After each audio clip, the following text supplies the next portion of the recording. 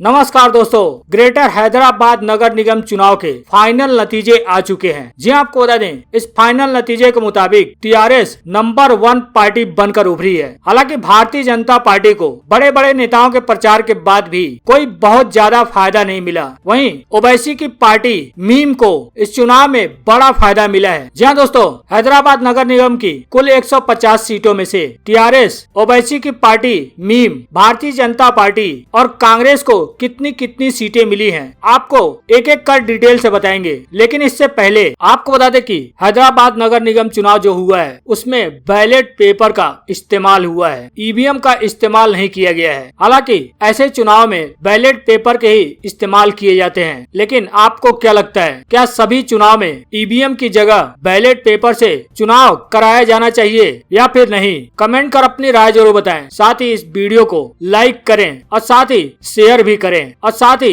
अगर आपने अभी तक हमारे चैनल को सब्सक्राइब नहीं किया है तो नीचे दिए गए लाल कलर के सब्सक्राइब बटन को दबाकर चैनल को सब्सक्राइब कर लें। साथ ही घंटी के बटन को भी दबाकर नोटिफिकेशन को ऑन कर लें, जिससे कि जैसे ही खबरों का अपडेट इस चैनल पे आए आपको सबसे पहले मिल सके। जी हाँ दोस्तों, हैदराबाद नगर निगम के कुल 150 सीटों के नतीजे आ चुके हैं। हालांकि भारतीय जनता पार्टी ने कैबिनेट मिनिस्टर को प्रचार में उतारकर इस चुनाव को काफी ज्यादा दिलचस्प बना दिया था। लेकिन बड़े बड़े मंत्रियों के प्रचार प्रसार के बाद भी भारतीय जनता पार्टी को कुछ खास फायदा नहीं हुआ। वहीं सत्तासीन टीआरएस को इस चुनाव में जबरदस्त बढ़त मिली है। जी आपको बता दें, हैदराबाद नगर निगम की कुल 150 सीटों में से इलेक्शन कमीशन के नतीजों के मुताबिक टीआरएस को कुल 150 सीटों में से 58 सीटों पर जीत मिली है। वहीं असदुद्दीन ओवैसी की पार्टी मीम की बात करें तो मीम के खाते में 150 सीटों में से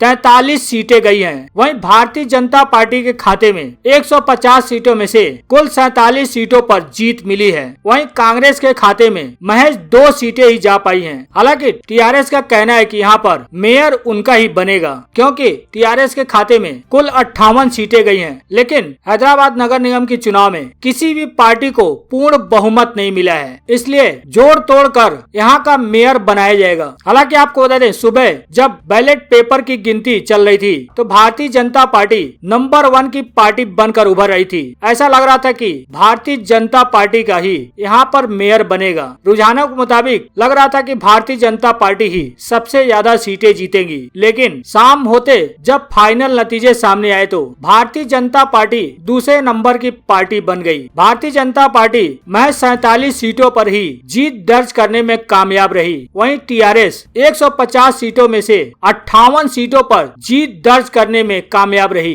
हालांकि ओवैसी भी यानी कि ओवैसी की पार्टी भी पीछे नहीं रही। ओवैसी की पार्टी ने भी 150 सीटों में से 43 सीटों पर जीत दर्ज की।